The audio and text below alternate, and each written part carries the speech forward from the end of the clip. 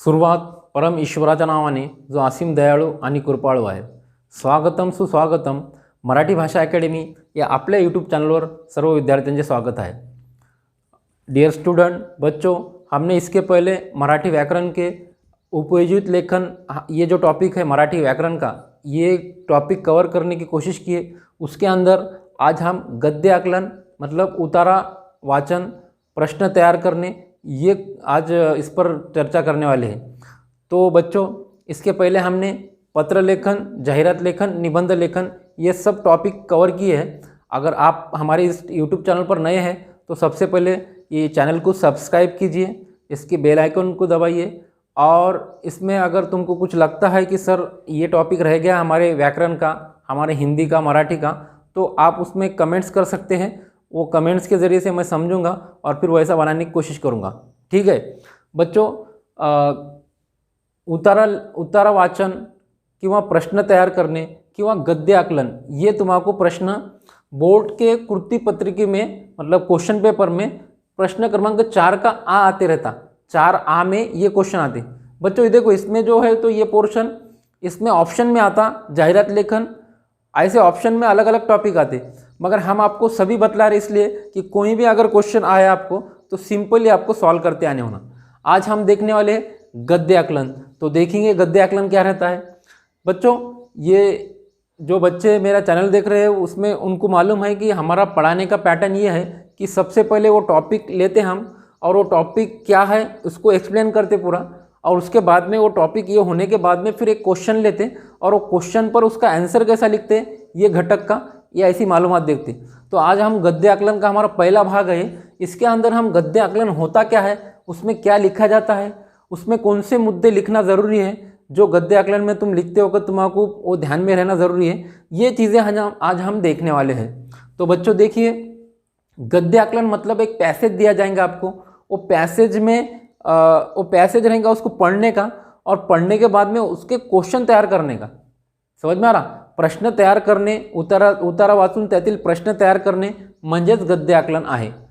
अब उसमें कौन से पॉइंट्स तुम्हारा ज़रूरी है समझना, ताकि तुम जब आंसर लिखेंगे मतलब प्रश्न तैयार करेंगे तो तुमको वहाँ पे समझ में आना कि ये हम सही कर रहे हैं और इसको ऐसा लिखा जाता है। तो सबसे पहला मुद्दा है, उसको सबसे पहले उतारा नीट समझून घेने। उतारा सबसे पहले समझ के लेना ज़रूरी है कि क्या बोला गया।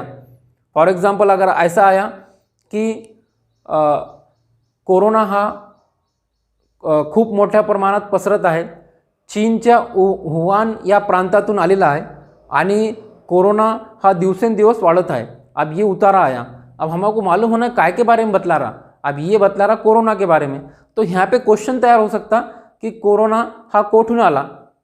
समझ में आ रहा? जैसा उसका उत्तर होता चीन मधून आला, तो कोठून आला और उसका आंसर है। तो प्रश्न तैयार होगा हमको उसकी मालूमात होगी कि प्रश्न पूछने की पद्धत ये है कि वो क्या बोल रहा है ये अपने को मालूम होना। इसलिए सबसे पहले तो उतारे को पैसेज को पैराग्राफ को समझना जरूरी है, पहला पॉइंट्स। दूसरा है उतारामधील काही अशी शब्द वाक्य निवडा ज्यांचे प्रश्न तैयार होईल।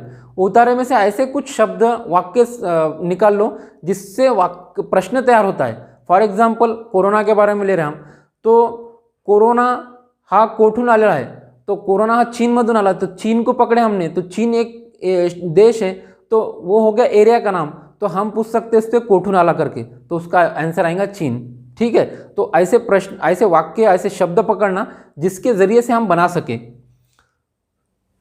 अब फिर बाद में उसमें ये भी प्रश्न तैयार होता है, पैराग्राफ ऐसा है कि कोरोना ही महामारी खूप मोठ्या प्रमाणात, कोरोना ही महामारी खूप मोठ्या प्रमाणात जगामध्ये पसरत चालली आहे।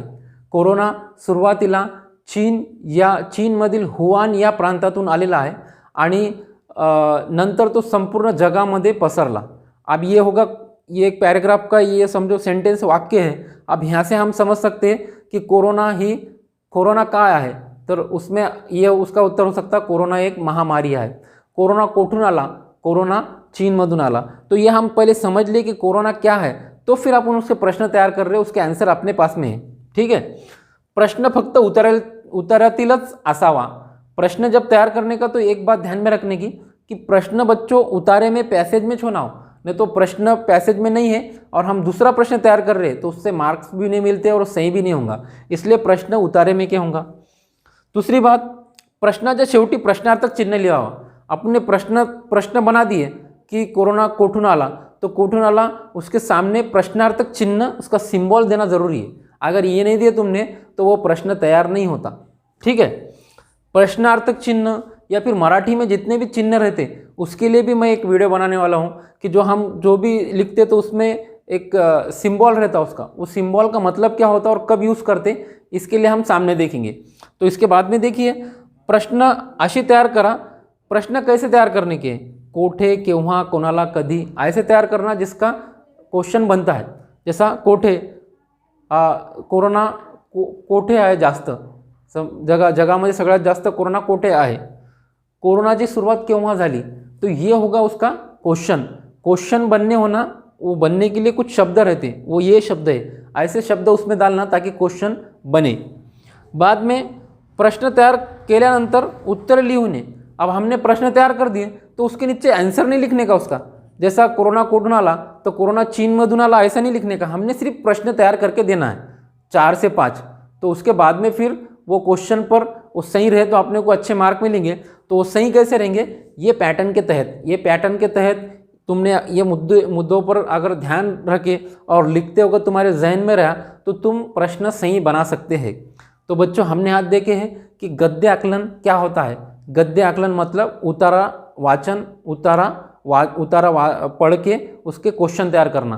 तो प्रश्न जब तैयार करेंगे अपन, तो प्रश्न तैयार करने के लिए ये मुद्दे ज़रूरी है कि उसमें सबसे पहले उतारा हम समझ के लेंगे, फिर उसमें ऐसे शब्द देखेंगे कि जो उससे प्रश्न तैयार हो सकता है, फिर वो प्रश्न भी उतारे में क्या होना, और प्रश्न लिखने के बाद में प्रश्नार्थक चिन्ह देना पड़ेगा, सिंबल, क्वेश्चन मार्क, और बाद में प्रश्न कैसे तैयार करते तो ये शब्द होना।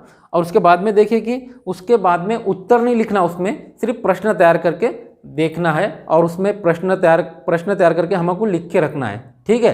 तो बच्चों ये आज हमने गद्य आकलन देखे। इसके बाद में गद्य आकलन प्रश्न कैसा आता और उसका पैराग्राफ क्या रहता, उसके उत्तर कैसा लिखते, ये हम नेक्स्ट वीडियो में देखेंगे। तो जब तक वेट कीजिए, और अगर तुमने ये चैनल को सब्सक्राइब नहीं किया है तो ये चैनल को सब्सक्राइब कीजिए, इसकी बेल आइकन को दबाइए ताकि जब भी वीडियो आएंगे आपके पास में वो आपको मिलेंगे।